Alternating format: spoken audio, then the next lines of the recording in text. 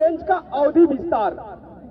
मैं यहाँ तमाम लोग, आप लोग जितने मौजूद हैं, उनसे पूछना चाहता हूँ कि इससे पहले आपने Devri Domri field firing range Chatra में कभी नाम सुना था? नहीं। जब ये Devri Domri field firing range अस्तित्व में है ही नहीं, तो किस फील्ड फायरिंग का अवधि विस्तार मांग रहा है सरकार? कौन सी फील्ड फायरिंग का अवधि विस्तार मांग रहा है? कितना सातिराना तरीका से ये चिट्ठी लिखा गया है। सरकार हम सबको गुमराह कर रहा है कि हम फील्ड फायरिंग रेंज का अवधि विस्तार मांग रहे हैं। कितने सालों के लिए? 20 सालों के लिए। तो हम लोगों के दिमाग में ये चल रहा होगा कि शायद ये फील्ड फायरिंग रेंज तो ऑलरेडी है, पहले से मौजूद है। चिट्ठी तो ऐसा ही कर रहा है, और जब पहले से मौजूद है, हमें किसी प्रकार का कोई तकलीफ नहीं हो रहा है, तो 20 साल और बढ़ जाए, हमें क्या तकलीफ होगा? कोई तकलीफ होगा? नहीं होगा। लेकिन सरकार अपनी चतुराई के साथ इस चिट्ठी में लिखता है Devri Dumri field firing range का अवधि विस्तार। ये अवधि विस्तार नहीं है, ये हम तमाम लोगों की जमीन छीनने की एक रणनीति है। और जब एक बार सरकार हमारी जमीन को 20 साल के लिए ले लेगा, तो क्या लग रहा है 20 साल के बाद ये जमीन आप सबको वापस हो जाएगा? कदापि नहीं होगा। अब मैं फील्ड फायरिंग रेंज की हकीकत आप लोगों को समझाता हूं। फील्ड फायरिंग रेंज कहां जरूरत पड़ता है? या तो जहां ट्रेनिंग सेंटर हो, या तो फिर जहां फौज की तादाद ज्यादा हो। हमारे झारखंड में कौन सा ट्रेनिंग सेंटर है? हमारे झारखंड में एक रामगढ़, जो कि इन्फेंट्री का ट्रेनिंग सेंटर है, जहां की पैदल फौज ट्रेनिंग करती है, और उसके लिए एक छोटी सी जमीन 500 मीटर का एरिया में भी वो अपनी फौज को ट्रेनिंग भली भांति दे सकता है। या फिर जहां पे फौज की तादाद ज्यादा है, जैसे हरियाणा, पंजाब, राजस्थान, जम्मू कश्मीर, इन इलाकों में जहां पे लाखों लाख की संख्या में फौज रहती है, वहां पे इस रेंज की जरूरत है। और रेंज हमारे भारत देश में नहीं है, ऐसा बात नहीं है।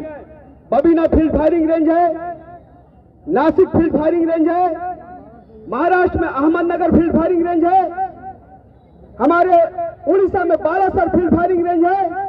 फिर ये नए फील्ड फायरिंग रेंज की क्या जरूरत पड़ गया?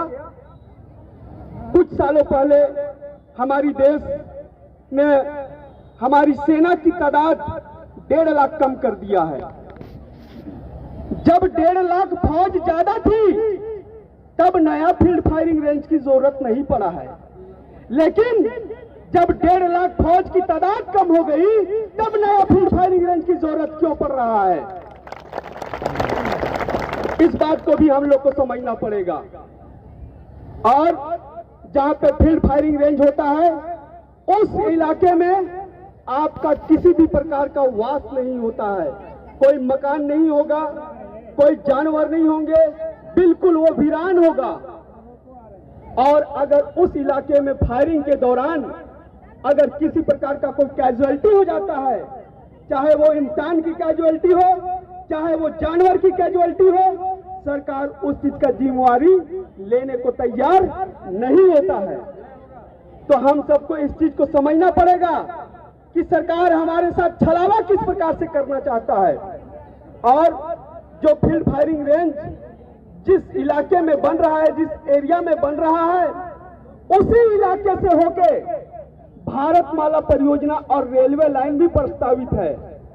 तो ये दोनों चीज तो एक साथ नहीं हो सकता है कि जमीन पे रेल चले और ऊपर से बम चले। ये दोनों चीज एक साथ नहीं हो सकता है। इसीलिए सरकार की नीयत पे भी मुझे खोट नजर आता है। किसी भाई ने कहा था कि ये चुनावी स्टंट है। अब इस पे तो मैं बहुत ज्यादा चर्चा नहीं करूंगा, लेकिन जो मेरा सिक्स सेंस कह रहा है, जब मैंने फौज में 21 साल बिताया है, तो इतनी तो मुझे भी समझ में आता है। जिस इलाके के ऊपर से बम गुजरता है, उस इलाके के नीचे से कभी कोई गाड़ी या ट्रेन नहीं गुजरता है।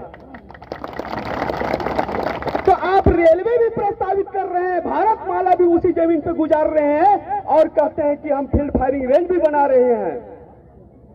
तो ये किसी भाई ने हमारा कहा था कि भारत माला पे बात मत कीजिए, हम सबको समझना पड़ेगा ये विस्थापन केवल फील्ड फायरिंग रेंज से ही नहीं हो रहा है, चाहे वो भारत माला हो, चाहे वो Shivpur railway Kathautia rail line हो, चाहे वो फील्ड फायरिंग हो, चाहे वो गोंदलपुरा का रेलवे कोल ब्लॉक हो, हर जगह पे आज विस्थापन का दंश लोग झेल रहे हैं। और जब तक हम तमाम लोग, चाहे गोंदलपुरा के हो, चाहे शिवपुर के हो, चाहे कन्हाचट्टी के हो, चाहे चतरा के हो, तमाम लोग अपनी अपनी समस्याओं को लेकर जब तक एकजुट नहीं होंगे तब तक हम इस आंदोलन को इतनी आसानी से जीत नहीं सकते हैं।